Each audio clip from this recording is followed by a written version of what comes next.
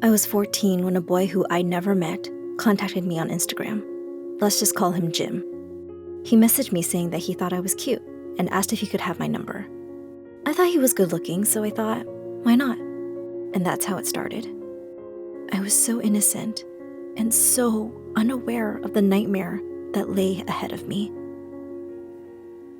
We began to call each other every day and would speak for hours. We talk about random things, and I always thought that whatever he said was funny or cute. He kept talking about how much he really wanted to see me in person, and I think it was during these phone calls that I fell in love with him, even though he was 7 years older than me. 2 weeks later, Jim and I finally met for the first time. He picked me up in his car and took us to his place. He lived with his dad, but he was never home, so Jim had the entire place to himself. We hung out, watched a movie, and had a great time. He was a guy that basically did whatever he wanted. I noticed that he always had a lot of cash money on him, but I never had any idea about where he got it from, nor did I care. The only thing I wanted was to be with him. It didn't take long to realize that Jim was actually a very jealous type. He didn't want me wearing skirts or dresses to school. Instead, he only wanted me to wear trousers. I did everything he said because I wanted to make him happy, but it slowly got worse, and he became more intense and demanding. He would call me during my breaks at school, and if I didn't pick up the phone immediately, he would get mad at me. After school, I'd have to meet up with him straight away or else I'd get in trouble. And eventually, meeting up with my friends was no longer an option, as I'd always have to be with him. After a few weeks, he expected more than just kissing. I wasn't ready for any of that at all. One day, we were in his room, and he was trying to push me to do it. I said that I didn't want to and tried to push him off of me, but instead, he told me to stop whining. He said, "We've been together for a while now. I deserve it." I didn't say anything when I got home. I was too scared and ashamed. My parents were Christians, so boys wasn't a topic that we would discuss, especially not at the age of 14. I was very aware that what Jim had done to me was unacceptable, but he called me the next day and said how sorry he was and how bad he felt to see me so upset. I made the mistake of forgiving him because he sounded so genuine. There were qualities that I really loved about him, and I really believed it was a one-time mistake. You need to know that I had a hard time at home. I clashed with my parents a lot. I felt they favored my younger sister, that she was the center of their attention. Everything I did was wrong, and everything she did was amazing. I felt so isolated, and eventually searched for love and attention from Jim instead. Jim apologized. He said he was sorry, that he wasn't himself, but his one-time mistake started to happen over and over again.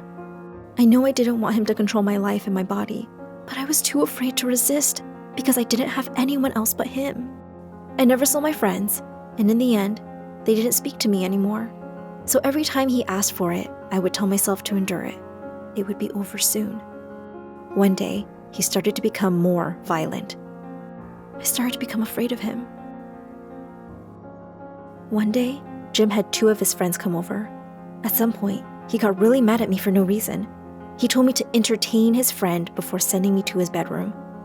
Shortly after, one of his friends entered the room and started touching me. I felt nervous and uncomfortable. What's happening to me? I thought. I tried to stop him, but then Jim came in. "You do what I tell you to do," he yelled. Then the other friend joined the room. My thoughts were all over the place. I was lost, I was scared, but mostly sad. I knew I was powerless against these 3 men. What the hell was I supposed to do against them? After this, he kept introducing me to random men. It would always happen the same way. I would meet Jim after school. He would drive me to his house, and then different men would show up at different times. Funny enough, the thought that Jim was using me for prostitution didn't even cross my mind at first. I never saw them giving him money or anything like that. At school, things were bad too. I was really quiet in class. I had loads of bruises and faked injuries, so I could skip sports class in school. The principal noticed something was off and would often ask me if everything was okay or if I wanted to chat. I came up with excuses for when they saw my bruises. I'd say things like, "I fought someone because they were rude about my mom."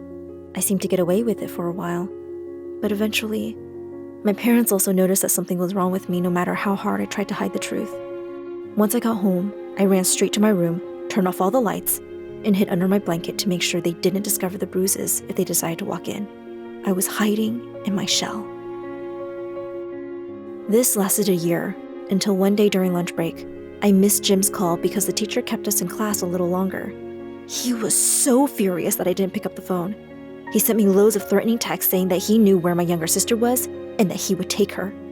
I ran outside and burst into tears until one of my classmates saw and asked what happened. In despair, I showed her all of Jim's messages, that he forced me to meet with strangers, and slowly, I told her everything. So of course, she told her mom, who called my parents and the school. I hated her for telling everyone, but looking back, I am so grateful that she did. The next day at school, I was pulled out of class and brought to a room where the counselor, 3 first responders, and a police officer were waiting for me. They told me they had reason to believe I was unsafe and asked if there was anything I wanted to tell them. I lied and told them everything was great, and there was no need to worry, thinking it would all go away. But they kept coming back, pulling me out of class and asking me the same questions. After a few weeks, I broke. I couldn't keep lying, so I told them everything. My mom came to pick me up and took me home. I didn't have to go back to school for a while. The school suggested that I go to the police to make a statement. My mother and I did go to the police. However, in the end, we decided we weren't going to press charges. My parents were scared that Jim would go after my younger sister. He kept trying to blackmail me. He was so angry that I wasn't at school and that I didn't see him anymore. He would drive past my house to try and scare me. The police assured us that if we ever called them, they would come straight away. His threats continued for what seemed like forever, but one day, they suddenly stopped, and I haven't heard from him since. Once everything was over, that's when things actually became the most difficult. I was finally confronted with everything that happened to me. I felt horrible and ashamed about myself. I started going to therapy and continued to do so until I turned 18. The biggest problem was that I blamed everything on myself. I kept thinking that there were so many moments where I could have run away. But then again, I felt so trapped and so scared at the time. My therapist understood me completely. She said that I had completely lost my sense of self-confidence and was too afraid to even think about escaping. Today I'm 19 years old, and things are much better. I completed school and have a job as a healthcare worker. I work with children and love what I do. Children are innocent and always speak the truth. The relationship between my parents and I has improved significantly.